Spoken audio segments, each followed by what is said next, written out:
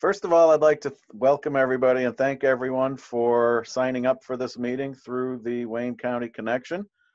Um, this site was originally designed to share educational opportunities with the community members and to track individual progress and keep track of how many classes people have taken and give them awards based on participation.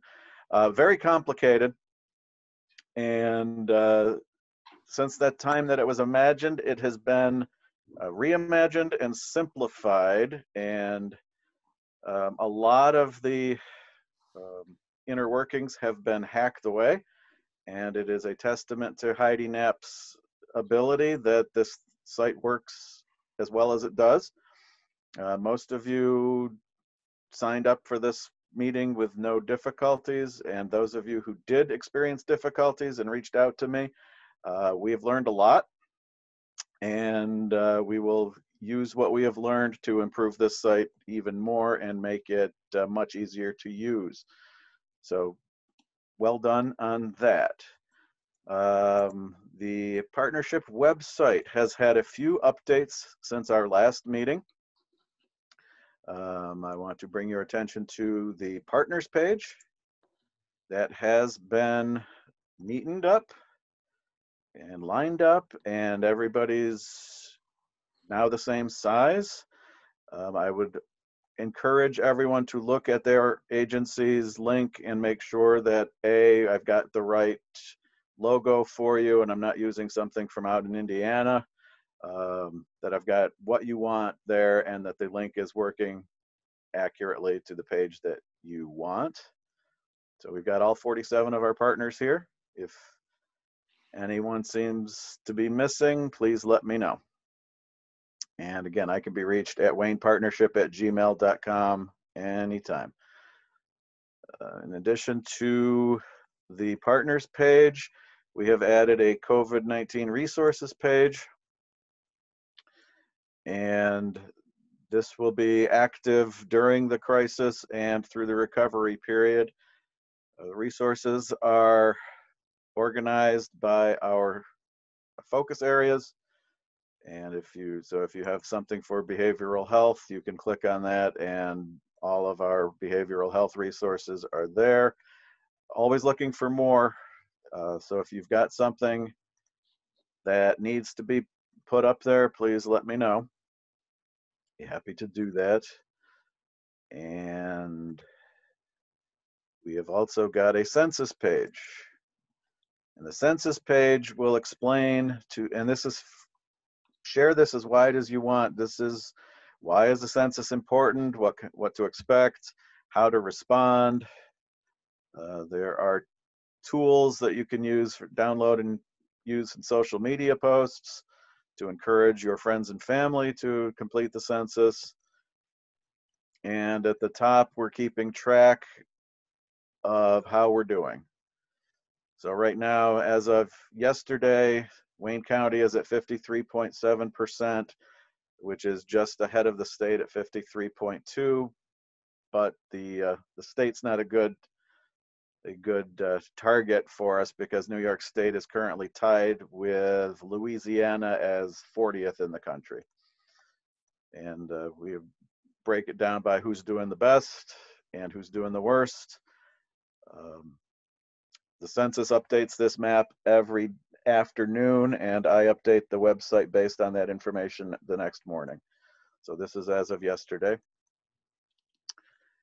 And that's it for the website since our last meeting. And the other thing I would like to mention is the newsletter. We had a couple hiccups during the New York pause, but we're back on schedule now. So, and if you are not receiving the newsletter, please sign up. If you have signed up and are still not receiving the newsletter, please check your spam folder. Sometimes if you work at a county agency, we're blocked by the spam filters, so you'll have to contact the IT department to get that. But I can't see it right now, but in the upper right-hand corner, there should be a subscribe button. And please, the newsletter is for partners, it's for the community, it's for everybody. So feel free to share that widely when you get it. And I think, is that everything, Jay? Yeah, I think that's a good review, David. I would could you go to the, just to the early childhood work group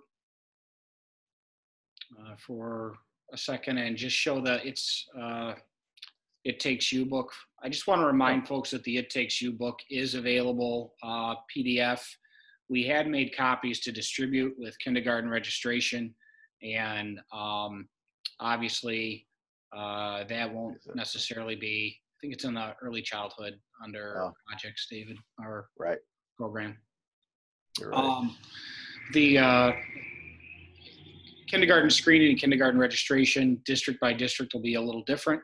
And we do have that resource, though, for families that provide some activities. So if you are working with case management and you want to be able to use that resource, you're welcome to download that or encourage families to download that. Do you want to click download on that, David, and just remind people what the content is? We actually, believe it or not, had somebody from Binghamton earlier in the week reach out and ask to use that resource, which is pretty cool. But just a reminder that all of those pieces are there for families to maybe have some activities to utilize during any time, but certainly when we're maybe spending a little more time at home. So, Kathy, any other than encouraging folks to continue to stay involved in work groups and to reach out to co-chairs, do you have anything that you want to add for updates before we get into presentations? Still on mute there, Kathy. I got you. Okay. No, not at this time. I'm good. Okay, good. Then we've got a series of presentations today, and hoping that I'm going to try and operate the PowerPoint for folks and do well enough with that. Hey, Jay? Yeah. Yeah, can you take me off the screen? No. I tried too, and I couldn't do it. Okay. I can stop your video if you want. Oh, whatever that means. Yeah. There you go. Anyway, the Edge Factor presentation last time, we just want to remind folks that Wayne County's made those available. So at the same point in time, we had those activities for young people. Wayne County has a subscription for anybody to access the Edge Factor resources right online. And I think there's guidance for that there's guidance for that on the website, right, David? Is that, sorry to. It is available under the Education. The COVID resources under education, yes. COVID resources under education, the Edge Factor. So if you are wanting to still provide career exploration opportunities for young people, that's a way to do that. So if you're working with anyone, middle school, high school, heck, really even elementary, and you're wanting to give folks an opportunity to still continue some career exploration, those Edge Factor videos are great. And again, Wayne County has provided a license for universal access for folks in Wayne County. So I want to again thank Economic Development and the folks housed over in county offices for that. Joe, I'm going to do my best to try and click for you. I may try and mess with you a bit and go backwards when I should go forwards, just to throw you off your game and see how awake you are this morning. But if you're ready to go, we're going to move through the presentations in order there. And just again, one last reminder, I cannot emphasize enough that we really need to get the word out about the census. Resources for the next decade are going to be impacted. The partnership has been sharing. You can follow the partnership on Facebook, or you can follow Wayne Cap on Facebook and look for census shares and share them out personally. And as your agency, appreciate any help doing that. Just in case anybody has to leave early, our next meeting will be August 5th. By then, we will all have plastic hamster balls that we're rolling around in, and we'll find a big parking lot, and we'll have a little bit of gladiator games in the big hamster globes there. But regardless of how we meet, we will somehow meet August 5th at 9 a.m. And so please mark your calendar for that. Joe, if you're ready to go, then you should be able to take yourself off mute, but I'm standing by to make sure I haven't disabled that capacity. So here we go. I got it. Good morning, everyone. Thanks for taking a few moments this morning to learn about the mentoring that's going on in Wayne County. For those I haven't had the opportunity to meet, my name is Joe Fantagrossi, and I am currently serving as the acting director of the Finger Lakes Resiliency Network and the Geneva Resiliency Center. And I am also the director of intervention and professional development for Finger Lakes Community Schools. And I'm excited this morning to have the opportunity to share with you about a program that we've been utilizing in the region for going on 4 years now, the New York State Mentoring Program. And so what I hope to do today is take about 15 minutes of your time to really work through what it means, what it looks like in our school buildings, and what we're hopeful for it'll happen with in the future. So just a quick definition you could see there on the screen about mentoring is we're really trying to build that trusting relationship between mentor and mentee. What we've found over time in both our practical experience and in the research around it is that many of our young people can benefit from having that trusting relationship. Jay kindly showed in those previous slides the arch, the collaboration arch, and a big part of the collaboration arch is attachment. And we build attachment through those trusting relationships. And so the purpose of mentoring is just that. The process for the New York State Mentoring Program is based on the research of the National Mentoring Partnership. And that really calls for a 6-step process that are considered best practices. And as you can see on the screen, they go from recruiting to closure. Now, a couple of things about the process that I want to highlight here. When we utilize people outside of the school building, those from our community, we do reference checks and fingerprinting.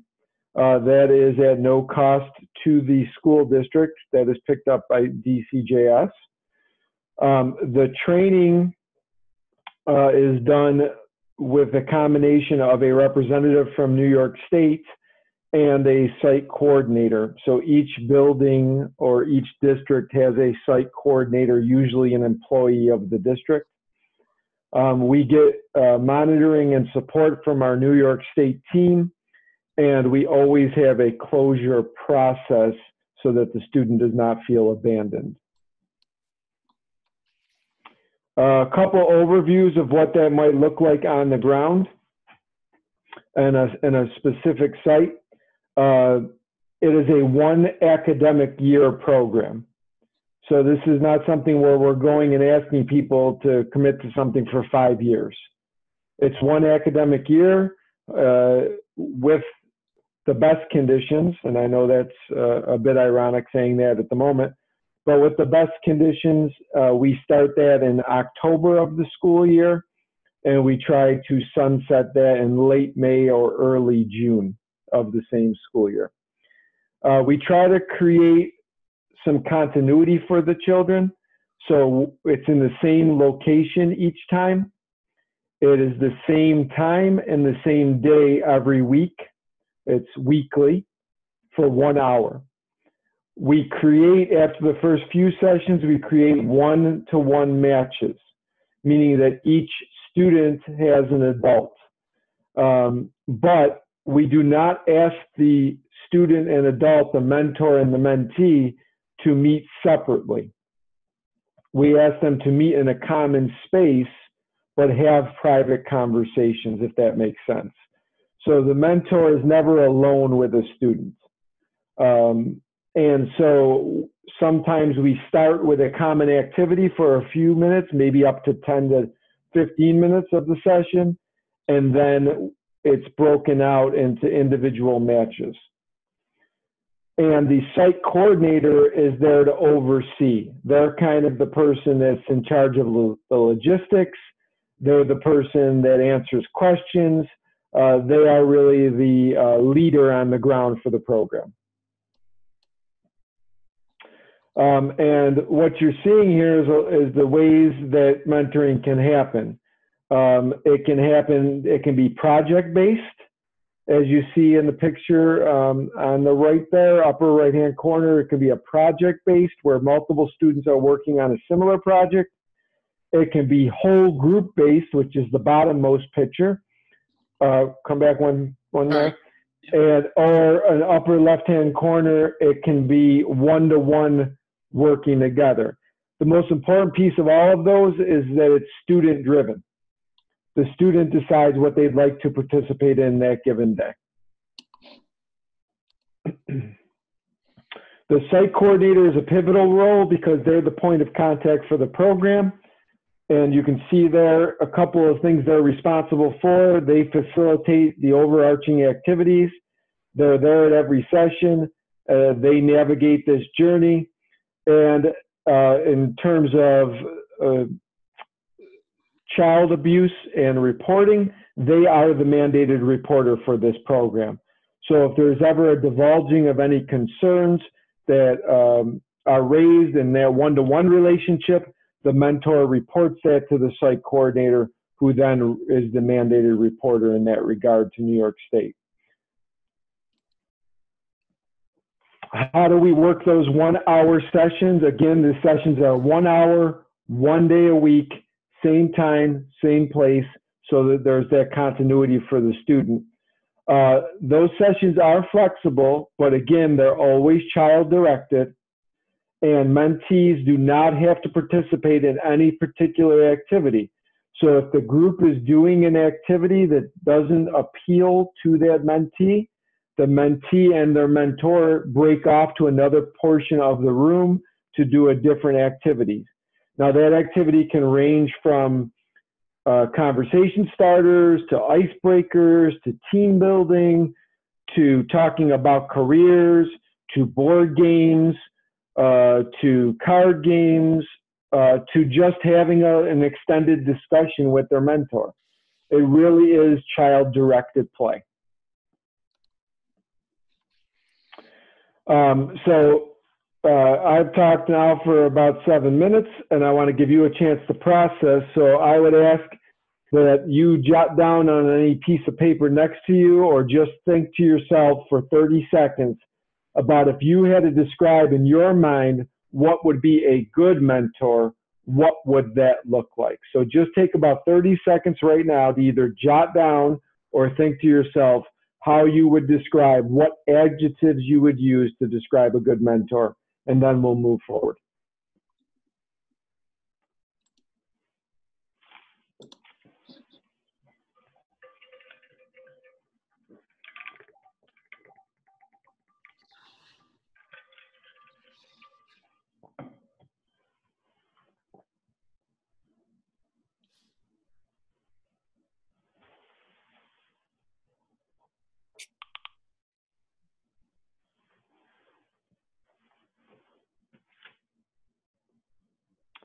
Okay, thank you for that. Hopefully your responses will match some of the responses that come up in the next slide. So here are some of the characteristics that really identify as a good mentor. I won't read those to you, but there are a couple I'd like to highlight. One of those is really being open-minded.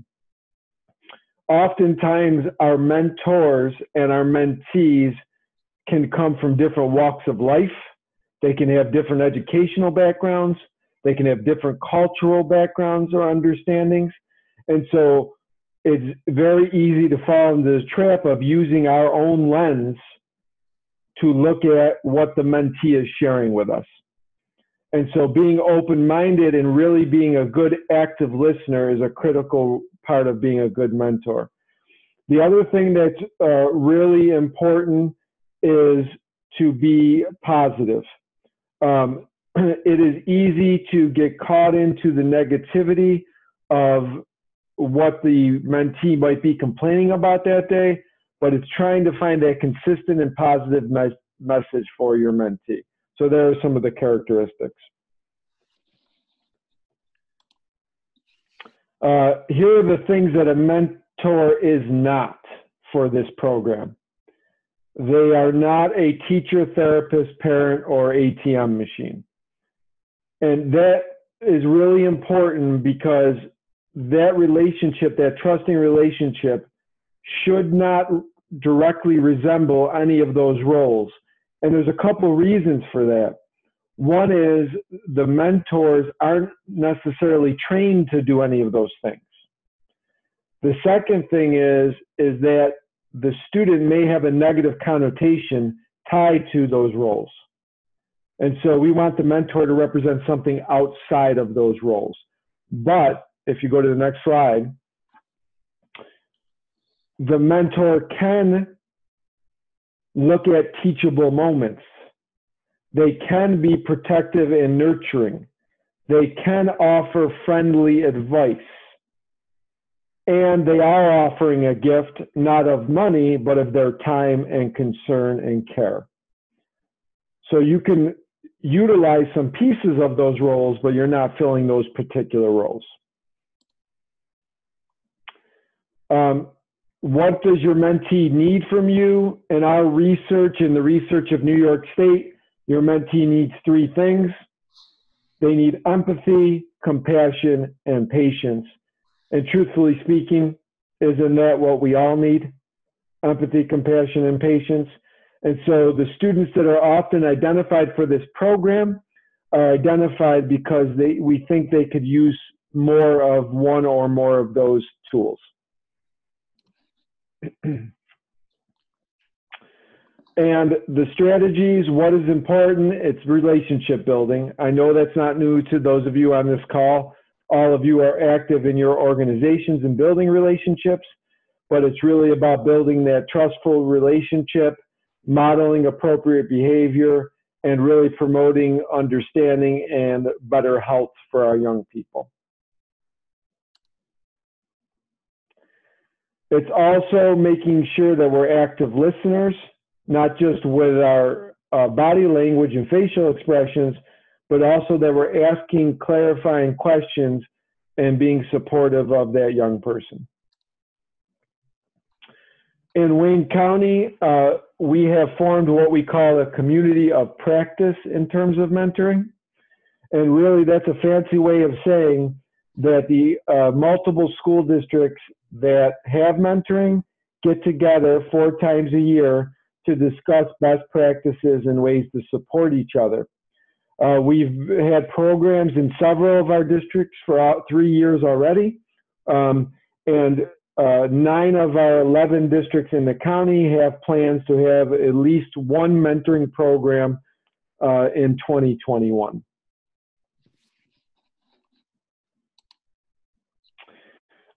The other thing I'll mention, in addition to my contact information, is that we have researched and are currently looking at expanding our mentoring from being internal to school districts, which we've done with both school staff and peer-to-peer mentoring, older student to younger student mentoring, to being community-based, where we utilize community members to be those mentors. That takes some additional steps, as you saw in the previous slide regarding fingerprinting and reference checks. But we are hopeful that in 2021 we can finally get that off the ground as well. Some of the circumstances have become obstacles for us, but we think we can navigate those and get that program working too. If you have more questions or anything is unclear, please feel free to reach me. That's my email address. And there's more information on mentoring and other practices that the community schools support at flxcommunityschools.org. Thanks, everyone. I appreciate it. Thank you, Joe. And I just want to add in, as Joe said, we're looking at incorporating additional support for mentoring. One model we looked at was asking for business or agency sponsorship of a particular building.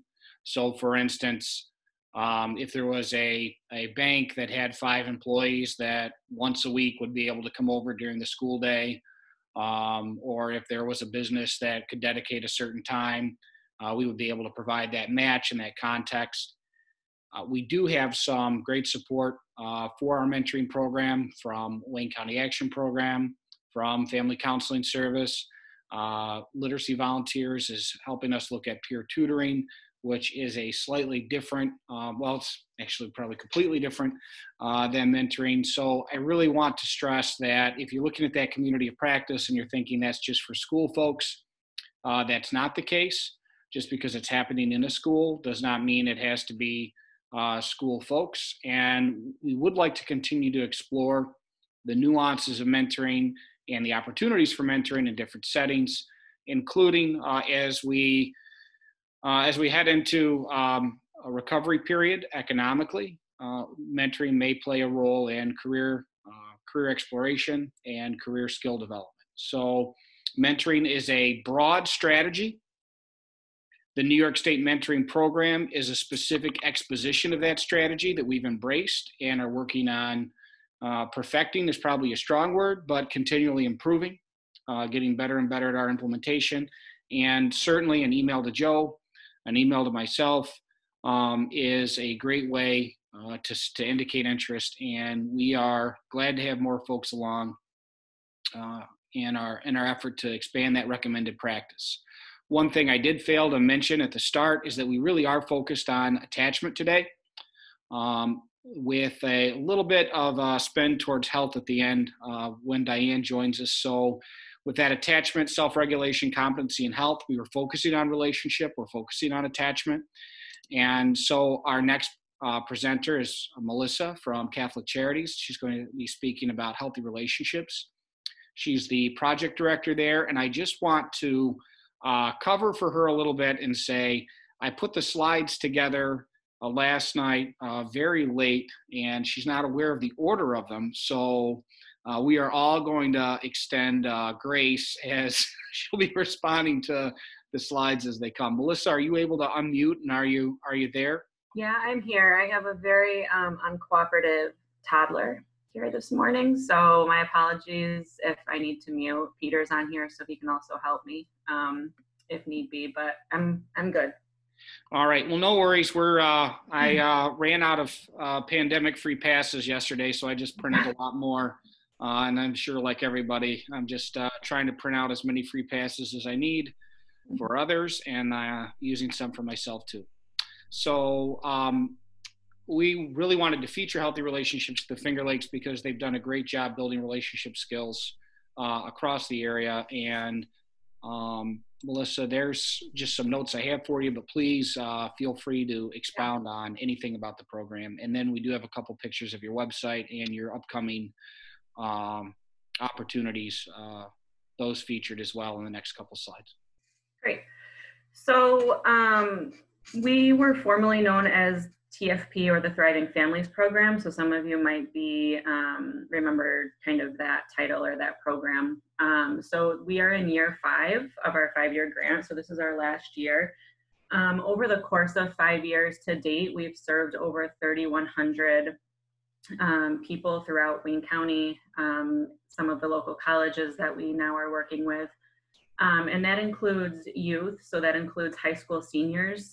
We've been in all 11 school districts for about the last, I think, 3 to 3.5 years. So those numbers include those youth as well as adults 18 and over, just throughout the community. We thankfully have been able to continue providing our services to folks throughout this pandemic.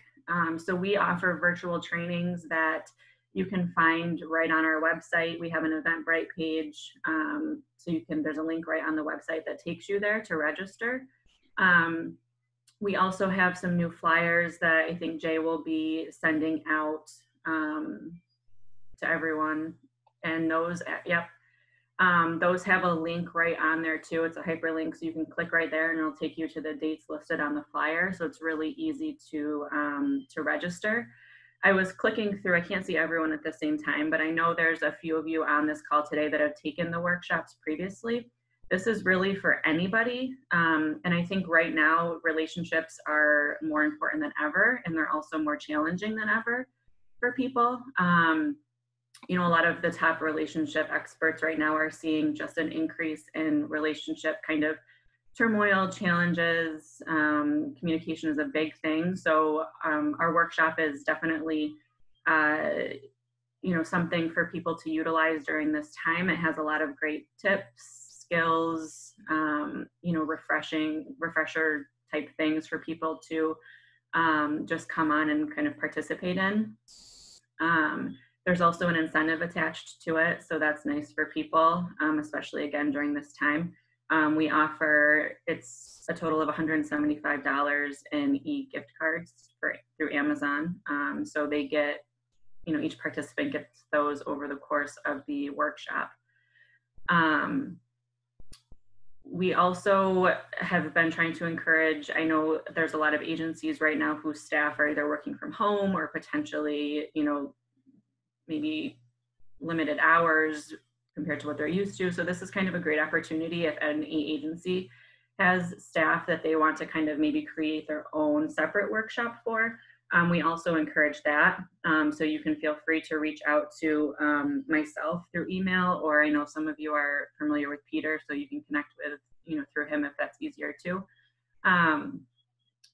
And so that kind of, if an agency does that, it just kind of makes it a little bit nicer for folks. People are familiar with each other. We've had a lot of great feedback in terms of it kind of boosting agency morale, or, you know, the relationships within the workplace. We've had a lot of great feedback from people, just general participants who have taken this. People are really thankful for this opportunity during this time. And it also provides for some kind of interaction, relationship work via Zoom. There's a lot of people kind of by themselves right now, so the interaction is really helpful. We've had a lot of school staff take this. We've had a lot of teachers, school psychologists, school counselors, social workers, and again, all of them also kind of giving a lot of really great feedback for us. So I just highlight that because it's really for anyone, right? So school staff, agency staff, just kind of folks in the community, anybody can really benefit from this. Thanks, Melissa. And we really wanted to feature this particular program because it is the fifth grant year. We're really trying to really knock it out of the park here with completions, and really demonstrate to the federal government that this is an area, this is a county that they can safely invest in. If they ask us to get a job done, then we will do that. So please know that an additional reason to sign up for the workshop and take the workshop, other than the intrinsic reason of improving your own relationship skills, and the extrinsic reason of $175 incentive, is the communal reason of really being able to help us all succeed in this project. And the partnership was featured in this grant proposal as an example of the type of collaboration in our area. And so we wanted to continue to support the good work that Catholic Charities has done with this project. And I had a staff take this a couple of years ago before summer program, and when I was operating a summer program, and all of the staff took that, and it turned out to be a real boost for them. We had some really, really positive energy among the staff. they had skills to interact with one another and treat each other well that I really appreciated supervising that particular program. Peter, I wanted to give you a chance to chime in and add anything else you might want to add. And then Margie, if you could get ready, you're on deck and I've got your slides. Thank you, Jay. And Melissa, thanks. You did a great job in explaining the success of the program here for everybody this morning. Just to reinforce the collaborative, positive aspects of this, really, when we started this 5 years ago, we invited what were previously friendly competitors to our conference room table and said, we're going to build something here together, and we're going to invite you in as some contracted partners to be part of the success of this program. And I think it's been a real positive experiment in collaboration of folding in other agencies to be part of pushing this out into the community, providing this curriculum and this education to all different ages of people. We started with a very limited age range of 18 to, I want to say it was 18 to 30 at the time. Since then, we've expanded to lower the age to 14, and then we've removed the cap above. So it really is anyone from 14 and above. We're teaching high school students, we're teaching older adults, we're teaching people in their homes. Now all kinds of things have evolved. So it's just been a great success. We're hoping to, as Jay mentioned, really finish up very strong here so that hopefully it's a great encouragement for the federal government to continue to invest in Wayne County and our program and others like it to really shine a light on the good things that are happening here. So thanks again, Melissa. She's done an outstanding job of leading our team to make this such a success. We have 13 people employed in this program, and all of the curriculum is team taught. So 2 of the counselors are teaching each of the sessions, and it's really been such a super positive thing. I can't say enough great things about it, but thanks for the opportunity this morning, Jay. Peter, thanks, Jay. All right, thank you both. And again, questions for that can go to Melissa. And again, if you you don't have Joe's email and you wanted to know more about mentoring, you lost track of Melissa's email somewhere or Peter's, feel free to email David, Wayne Partnership, and ask to connect, so waynepartnership@gmail. Or you can email me if you have one of my 17 email addresses. I check them all. So if you're ever wondering, is this the right one? Yeah, go right ahead. This time is something that, or this time has been one that I think we're all concerned about, mental health, both initially and then through the recovery. So I asked Margie Tabor, who co-chairs our behavioral health work group, to kind of put together a presentation of resources that are available from partnership members. Many of these are also on the website now, and I just want to remind you that if you have a resource that is not on the website, we would like it there. Please email David and attach whatever information you would like to include on the website, and remind us what work group area it needs to go in. And if we put something in the wrong work group area, again, we're handing out free passes like candy here. It's a pandemic, and so pandemic rules apply, and you can make extra mistakes during the pandemic. So Margie's going to go ahead and keep us moving with talking about local resources that are available. You ready, Margie? Yep, I'm set. Thanks, Jay. Good morning, everyone. My name is Margie Tabor, and I am the Community Schools Coordinator for Behavioral Health Services.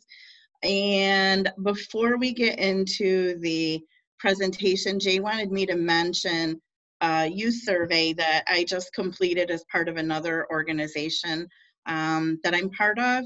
It's an organization of treatment and prevention providers. It's called CASAS, the Consortium of Alcohol and Substance Abuse Services of the Finger Lakes region, and I am chair of the adolescent subcommittee for that organization. One of the things that we did last year is we came together as a group of providers and organizations working with youth and decided that we really don't have a strong youth voice in what the youth feel they need. So over the course of about 5 months, we developed a short survey that we pushed out to the youth. And we ran that for youth and young adults ages 12 to 24. Our main purpose of that was we wanted to get the perspective of the youth on how they view connections, how they view traits of a trusted adult, and then what services or supports they would like to be able to see accessible within the region. This was pushed out across providers that shared it with their listservs across 9 counties. We ran this survey from January 24th through April 9th. We were actually pleased. We were hoping we would get like 200 responses. We actually had 495 youth and young adults respond to the survey. And then we had CCSI Coordinated Care Services that put together the evaluation of the survey data. One of the things that I think is significant is out of the 495 respondents, 102 of those youth and young adults represented Wayne County. So we had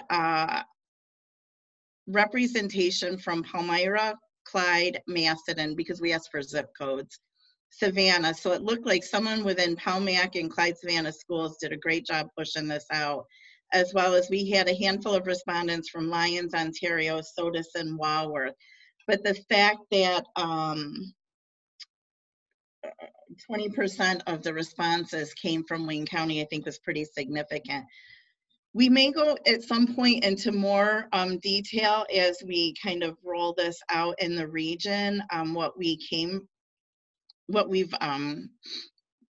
come across as a result of this survey, but just a couple points I wanted to make today are the general findings were that youth are more likely to go to their friends when they're going through a tough time. And we found out the respondents, 61% said that their friends are one of their go-to. And this was a survey category that they could check more than one. 54% said parents or guardians. So the 2 top audiences of where young people went to for support when they were struggling were their peer group and then parents or guardians. Almost half of the respondents reported trusting peer advice, and males more than females, which was interesting. One of the things that we wanted to be curious about, which is kind of hard to track at this time, is sometimes we find in some of the systems, they might be more male dominated with participation. So it really kind of depends on who had access to this survey. But we seem to have more higher responses from males than female. The other thing that I think is significant, because we started this survey in January and nobody anticipated this COVID-19 happening, is that youth find connection with peers most frequently in schools, social media, and sports or after school activities. And the thing that I think is significant here is currently schools are not in session, and a lot of the sports programs and after school activities are not happening. So that leaves youth finding most frequently their connections right now via social media. And just lastly on this survey, and like I said, there may be more coming from this down the road, was reasons that youth would avoid asking for help included feeling judged or embarrassed, feeling they can handle it on their own, unsure how to ask for help, fearing consequences of asking for help. So the adolescent subcommittee is going to be continuing to work on this data that we've received and see where we go from there into taking a look at rolling out programs and how to really best serve the youth in our region. And the data that we have, one of the things we decided early on is that we didn't want to just kind of hoard this data and say this is our data. So it's going to be open to anyone that wants access to it. I'd be glad to share it with people because really it's about pushing the information out there. So with that, I'm going to move into the presentation that I believe is going to be posted on the partnership website. One of the things I wanted to just kind of mention is if you'd been looking at the initial first slide, it said local youth and family resources supporting emotional wellness. As a chair, co-chair of the Behavioral Health Committee, I just really want to put out there the mindfulness that we start using the language of emotional wellness. I think sometimes when we refer to something as mental health, it can be stigmatized, or someone can brush it off and just be, well, I don't have depression, I don't have anxiety, I don't have a mental health issue, so this doesn't pertain to me. And I think one of the things that we're seeing now in the current environment that we're living in is that emotional wellness really needs to be at the forefront of all of our focus, and that it really is part of just the mind-body connection. So with that, what we've done is gotten some information from providers that are part of the behavioral health wellness group, and so we're going to be sharing this with you.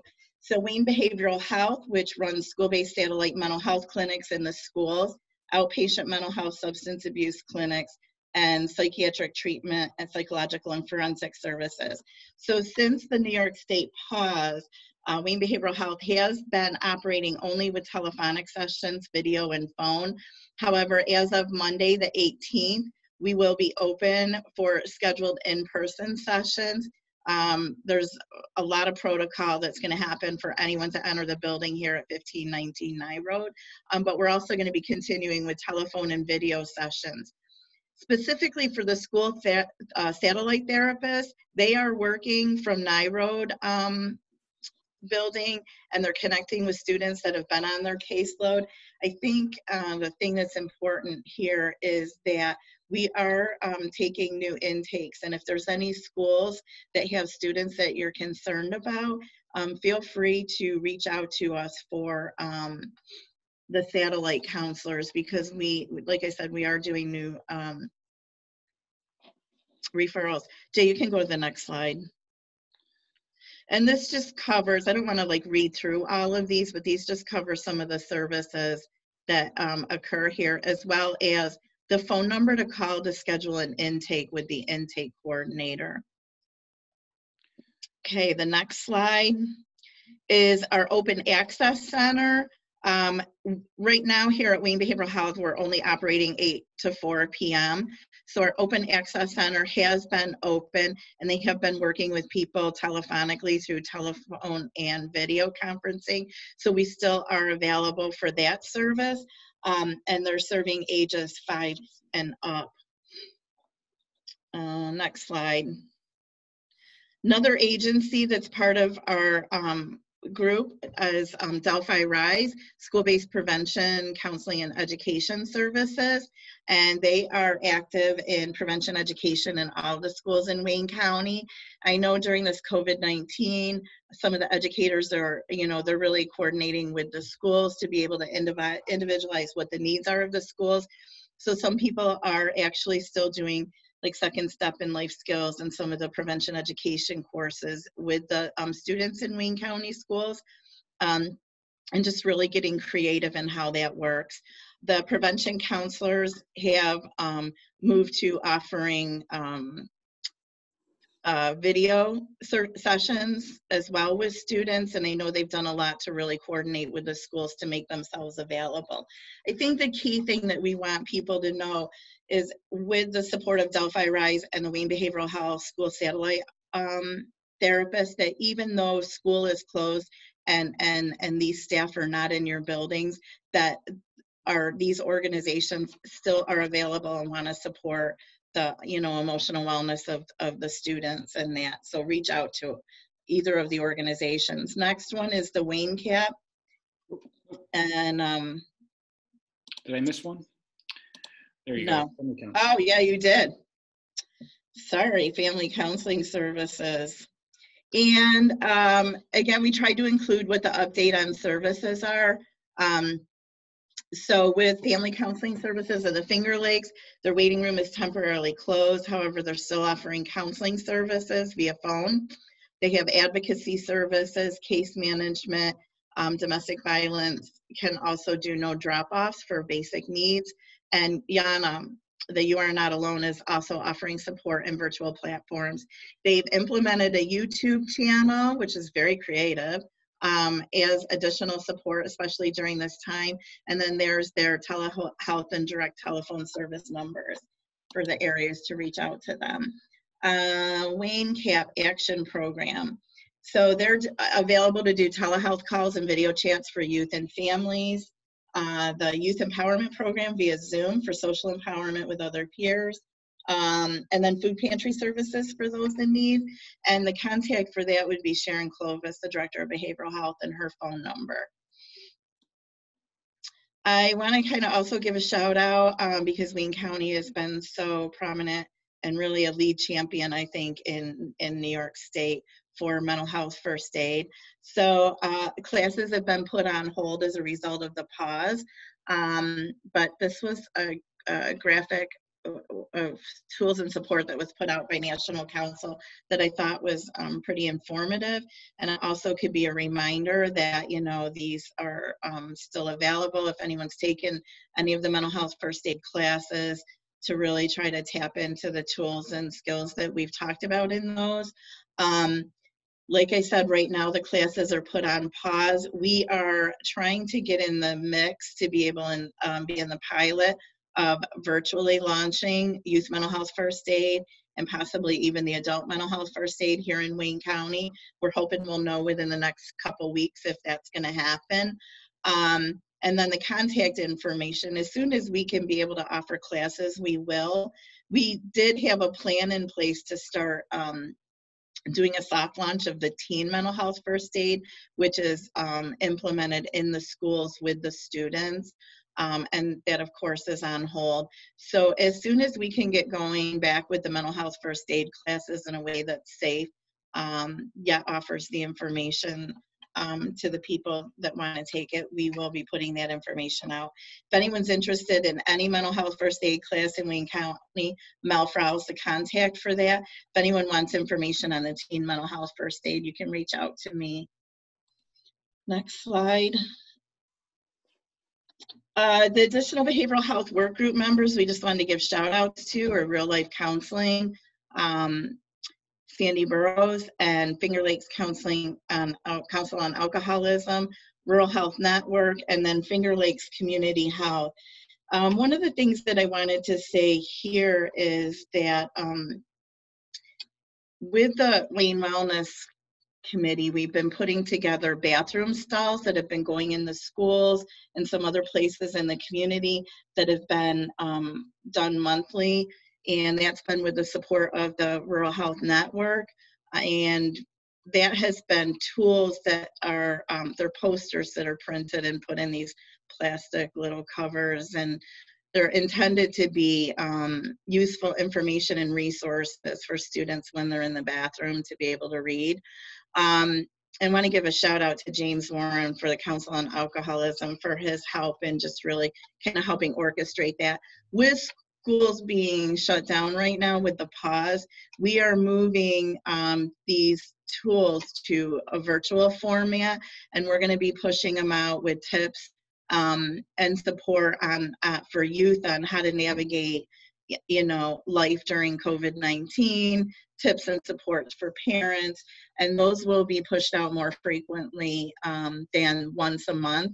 So those will be coming. We're going to be launching them to the schools directly to be able to put on social media, put in newsletters or websites, whatever you feel most useful. Our next step is to get contacts with the schools so we can start that distribution. Next slide. This is American Lung Association, who's also part of our group, and this is a resource that they shared as a reminder that this is still really important to focus on this and some of the support that they offer, and they included the smoking cessation resource link at the bottom. We are going to be keeping track of this information and updating it. And just want a reminder to any of the organizations, if you offer new or expanded services, you know, to please either, you know, email David at the partnership or let us know when we update things, and that the partnership's a great way to keep the communication going. Additional resources, next slide, sorry, Jay. This The No, sorry, the one before. I got 3 screens in front of me, and so I'm just like, Okay. anyway, no, the Finger Lakes Addiction Resource Center, the next one. There you Sorry. go. Okay, so this is a link to the Finger Lakes Addiction Resource Center, and they have a lot of different variety of resources on there for adult services and youth services. But the adolescent subcommittee that I was a part of also did a youth substance resource link that's a front and back flyer to be able to use and share with parents and youth that really offer hopefully conversation tips with youth around a trusted adult, how to really kind of maybe interpret the language and understanding navigating services when there is a concern around substance use. And so that website is a great resource to access. Next slide. New York State Domestic and Sexual Violence Hotline number, just felt it was important to include that, especially now in these days. Next slide. These are just some free apps. I'm not, I'm just sharing them because they are free. It's up to your discretion how you utilize them, or if you do. Headspace during the New York State pause has offered free services on their site during the COVID-19. That's the link for that. The Calm is a free app. I actually use it in my office during the day. And then Insight Timer is another free app, and they also have meditations and things for kids. I've done them with my 3-year-old great niece, and it's been awesome. This other one I wanted to put, the Elijah app, I actually came across this on one of the local TV stations. This app was developed by a young woman in her 20s after the suggestion of her father that said, you should look at doing something. She struggled with mental health issues, suicidal ideations. And what this Elijah app is you pre-program in this app phone numbers of contact people, and you can put together, a text that just, it might say, I need help right now. And the idea is that when someone is in that emotional distress and that phone might feel like too heavy to pick up, that you just push this button on this app and it pushes out that text to those key contact people you've identified. And then the idea is that those people will get back in touch. And so it just really kind of, I think, helps offset that pressure when you're at that point where things feel so dark and reaching out is so difficult. So I just share that again. I'm not claiming anything with this, but it's just something to look into. Next slide. Mental health resources during an emergency. This came from OMH, so just some different hotline numbers and that. Next slide. So this I wanted to do is just a little reminder because, all of the work that we do is challenging to begin with. And I think it's really important that we keep in mind that, just because we might be carrying this during this time, it doesn't mean that it isn't heavy and that we have to do things to take care of ourselves. Taking care of myself doesn't mean me first, it means me too. And so this was an app I just learned how to do, a little program to create an apple for Wayne County, and just some reminders of some different things that we could engage in that really just supports and promotes self-care. And then lastly, because who doesn't love a dog picture? Self-care is not a luxury work that we do, it's a necessity. And so these are really trying times, and it's really important that we work together, that we come together and do what we can to support the emotional wellness of not even just the youth and the families of the communities we're serving, but ourselves and each other. I'll do a shout out to the behavioral wellness group. Anyone wants to join us, we're always looking for people. Our next meeting is May 26th at 2:30. We're going to do via Zoom. Feel free to reach out to me if you're interested. And I think that covers everything. Thank you. It sounds like Margie's getting ready to change the name of the work group to the Emotional Wellness Work Group. So that's probably within the bounds because the scope of the work would stay the same. And if we need to shift to more person-first language, we can do that. I know that Catholic Charities has counseling services as well, and I know there are certainly other providers for sure that have something to offer. If you did not make it in that PowerPoint, again, email to David at waynepartnership@gmail. waynepartnership@gmail.com, and we'll get that on the website. This PowerPoint will be on the website, and Kathy also plans to send it out. And again, if you can check your spam and make sure that newsletters are coming to you, you can sign up for the newsletter by emailing David, and that resource is there. Diane, I've got a couple more quick notes, and then I'm going to ask you to be ready to share updates. So just if you want to find your mute button and get ready. Public Health is here to present. The meeting's supposed to stop at 10:30. If Diane shares and folks have questions and they want to put questions in the chat, we're going to be able to do that. I also wanted at this time, because we can't leave pamphlets in the back, I wanted to invite anybody that wants to place an announcement in the chat to do so. Please just preface it with announcement, because we'll try and pull those out and make sure that we've got any relevant information that, for instance, I'll put a couple of examples in there as Diane's sharing. We've got crisis supplies available, whatnot. I'll put a model announcement in there for everybody. But any announcements, we typically have skipped doing announcements because we can't give 70 people each 2 minutes to make an announcement. But since we have the chat box today, we can do some announcements that way. Again, do not want to divert from the primary means that we're trying to channel communication through, which is the newsletter and that page on the website for more static information. Diane, are you ready?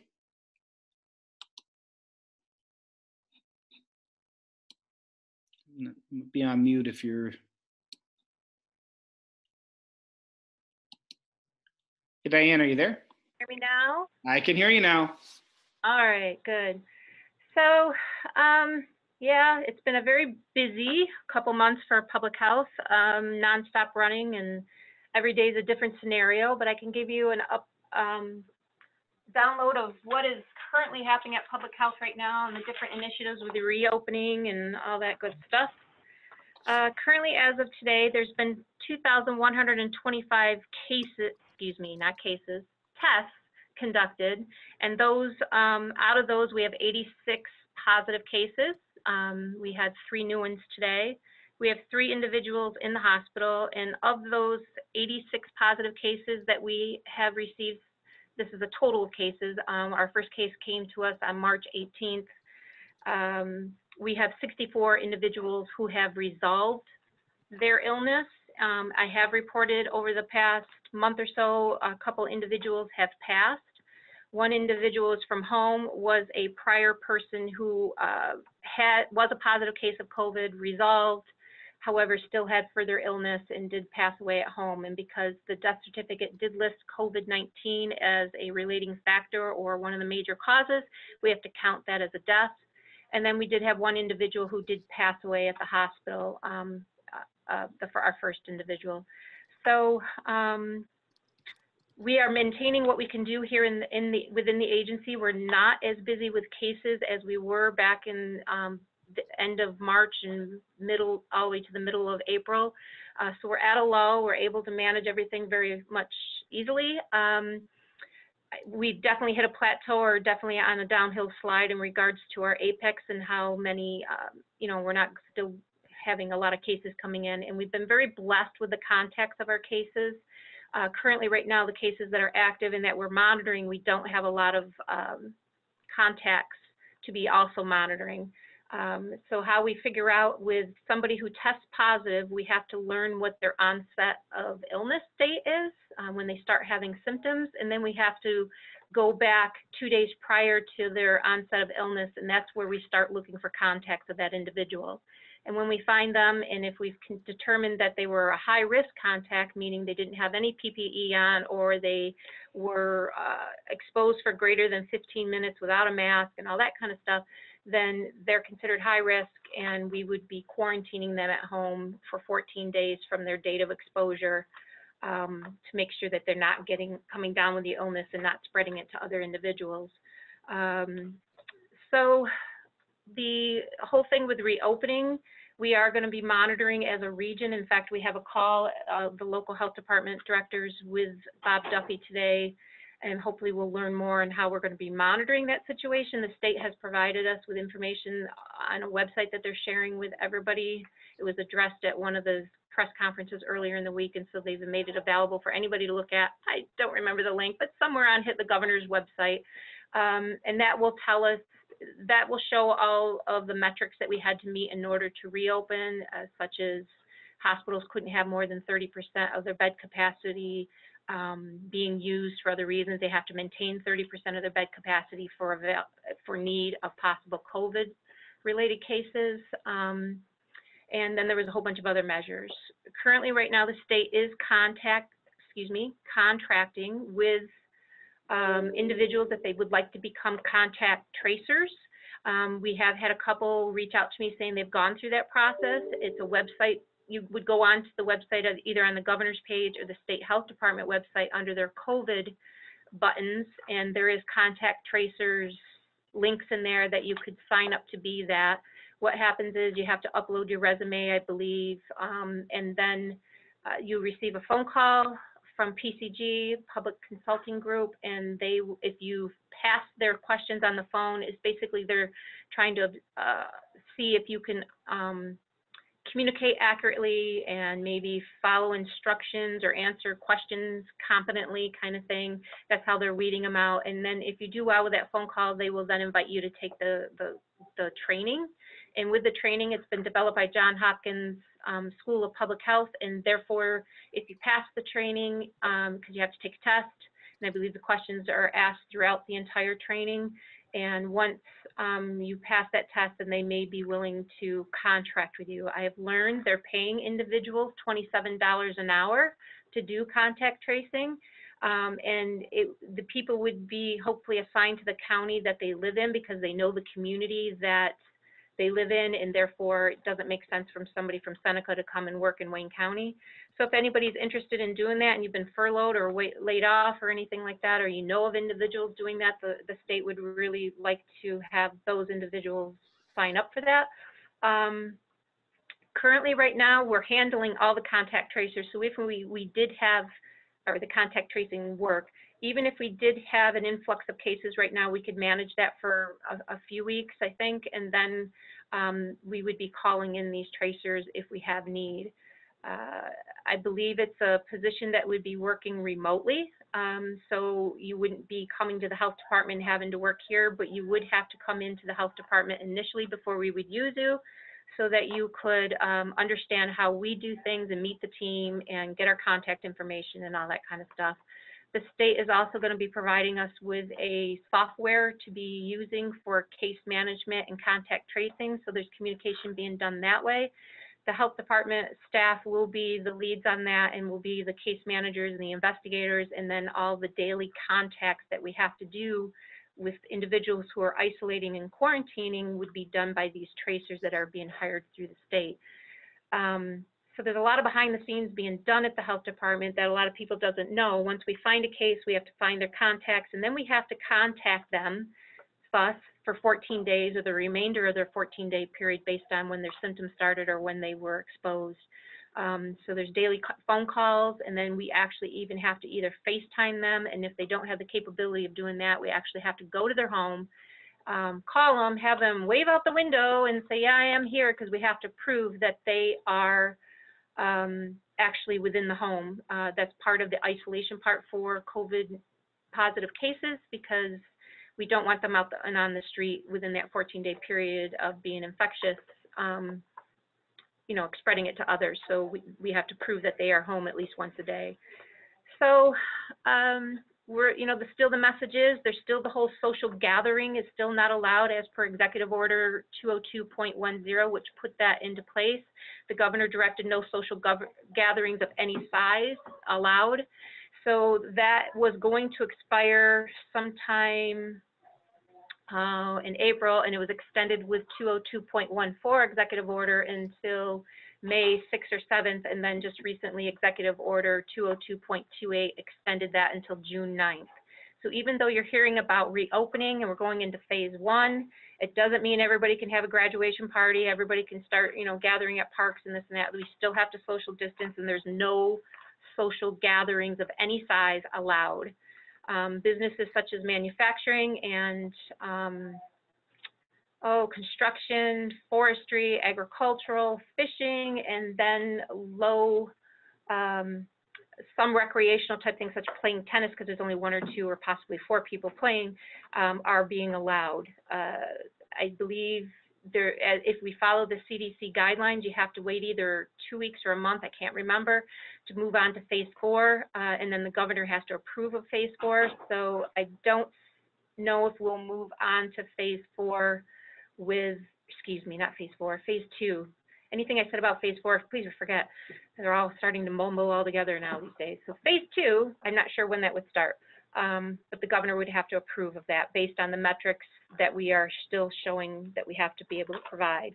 There's been a new initiative, and you may have heard about it all over the news, that all the nursing homes and adult care facilities and assisted living facilities that are licensed by the state are required to test their staff twice a week for COVID diagnostic testing to see if they are positive with the illness. If they are positive, then they are to be isolated and cannot work at all for 2 weeks, a full 14 days, no matter even if their symptoms have resolved. Because sometimes if the symptoms resolve before the 14 days is up, and if you're a healthcare worker, we could release you sooner than the general public, but that is no longer the case for nursing home staff. So they all have to submit a plan by tomorrow in regards to that, or no, today by 5 p.m., days are melding together too. And they have to identify when they're going to be starting that test, which has to be within 7 days of today. So I've been trying really hard to assist the facilities in finding a test that they could do that's not as intrusive as the nasopharyngeal test, because that literally tickles the back of your nasal cavity in your brain. It's much more worse than the test you get for flu that's nasal.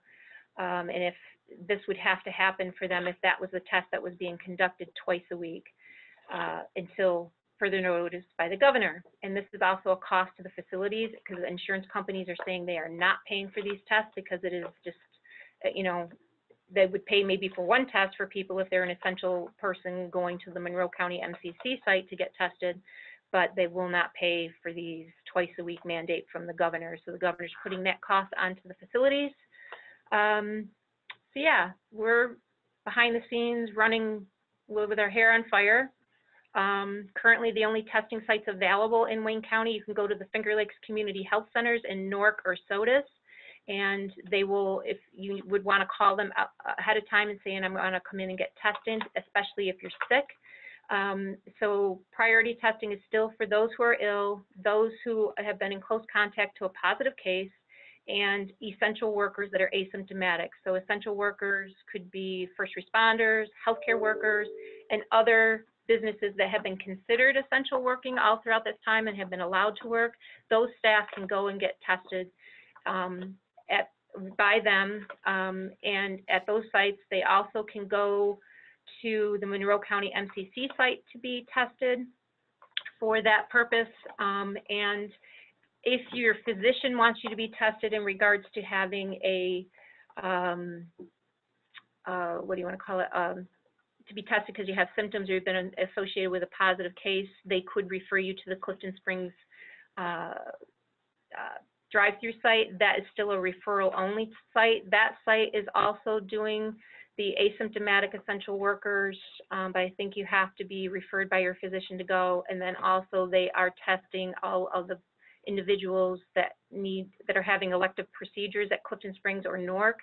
They have, anybody having these elective surgeries or a procedure that's invasive, they have to have a test negative 3 days prior to the test before the procedure could be provided. I don't know where any antibody testing is happening. I think it might be done at MCC, so I will check on that, Jay, and I can forward that out to you and you can share with the individuals. But if you're going to go to the MCC testing site, you have to either call the New York State Department of Health hotline or go in on a specific website to register for an appointment. And I can also provide you with that information if you want to share it out to everybody. So you just can't show up to the MCC site. You have to have an appointment. I could probably answer 9 million questions, so please let me know. If yeah, I want to on the screen. If everyone is still looking at the screen, you could see a screenshot of Wayne County Public Health's Facebook page. They have been spectacular in providing consistent daily updates and responding with grace and patience to any number of questions. And I would just encourage folks, if you're not following them on Facebook, that is probably a great way to get consistent information. For me, it just shows up in my news feed every day. And if not, I can always search for them and see what they posted. And again, that may be also a resource that you want to make available to any staff or any families that you're working with, just that they can know that is a very accessible form of accurate public health information. And anything they see there will be accurate. And both locally, regionally, and nationally, during this time, anytime there's an information vacuum, we can creatively fill it as human beings, and that's not always the best thing. So anything we can do locally to disseminate accurate information would just encourage that. Diane, thank you so much for your time. Yeah. And can I briefly say something in regards to the Facebook page? I want to give kudos to Ryan Mulhern. He's been doing all of our posting and doing the consistent messaging with individuals who do questions. And the voice of the messages is all his voice. He's done a spectacular job with it and creating any flyers or any other messaging that we would like to do. So he updates it every day with our cases. We as a county, by direction of me, and I have full support of the Board of Supervisors, they have about us not releasing the map of how many cases are in each township. In our mind's eye, it's a community-wide spread virus, and it doesn't matter where you're going to go in the county, you're still going to get exposed possibly if you're not protected with face masks and frequent hand washing and covering your cough, all that good stuff, and social distancing. So we're one of the few counties, many counties tried to keep from releasing a map, but they were forced through their legislators to eventually provide one. But I've had really good support from my county board saying, nope, this is your game, whatever you want to do, we support you fully. And for me, because we get a lot of questions stating, well, I want to know where these cases are because I don't want to go to that town and get exposed, but I'll go to another town, which is where they can still get exposed. But so our consistent message is, we're not telling you where these individuals live. So just as we get ready to wrap up here, I want to thank everybody for your time. And I also, could we all find, again, that applause or thumbs up button? Could we give Diane a thumbs up and applause on that? You got your yellow. And really just thank Public Health for all of their work. Find those claps and thumbs up. We appreciate everything that you are doing. And we know you're working endlessly behind the scenes. And just from all of us, thank you so much. And thank you for making yourself available to us in person to answer questions. And if anyone wants to throw a thank you in the chat box, or again, feel free to do so. So Dave, for any of the questions that were answered, if you want to shoot them off to me, I'd be happy to answer them in email and send them back to you. The other thing is we're always available by phone, by email. Please, if you have questions, I'd rather have you reach out to any of us than, either spreading misinformation or, sitting there worried about something when you can easily get your questions and concerns answered. So that's why we're here, okay? So, yep. Thanks, Diane. Bye. Have a great day, everyone. Bye, Diane. Thank you. Take good care. Again, please stay informed by joining the newsletter, email Wayne Partnership. Please, if you have resources that we can put on our website for you, we're going to keep that there so that we have at least some more static postings of when office hours are. It may be reassuring to some folks that are more anxious about being out in public that there are still services available telephonically. So people, when things open up, people may feel like they have to go out. It might be reassuring for folks to know they do not. So again, any clarity we can provide. And just a reminder again, the partnership was really forged during a tough time when resources were scarce. There can be a temptation to turtle, to be protective. I would encourage you to courageously push past that, to reach out, to collaborate, to think about what can we do to support one another, how can we value one another's services, continue to co-refer, continue to build one another up, and we will, through that strength of collaboration, certainly carry through much better together than we will individually. So again, long view, coming out of tough times, we actually did come out stronger than ever before. And I'm confident that if we look to one another, we will continue to find our way forward day by day. So I really appreciate everyone's time. Make sure you stay connected and look forward to seeing you all on August 5th. And remember, the work group meetings will be going on either virtually or in really, really big rooms where we're shouting at each other across the room or something. So thank you so much all for your time. You have a great day, and we look forward to seeing you all soon. Take care. Thank you, everybody. Thank you. Take care. All right, Jay, thank you. Thank you all. Thanks, Jay. Thanks, everyone.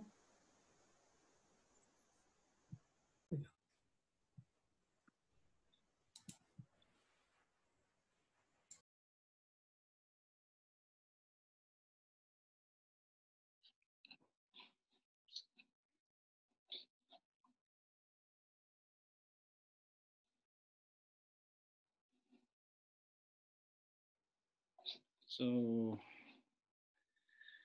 I'm going to see here if I can, David, I'm going to save the chat and send that to you. I already did. Oh, you already saved it? Yep. Great. Okay. Any of the announcements there? Yep.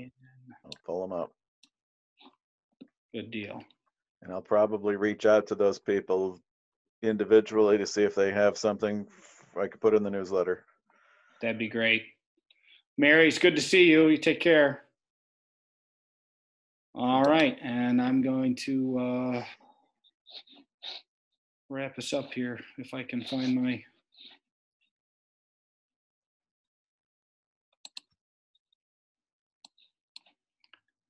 stop share.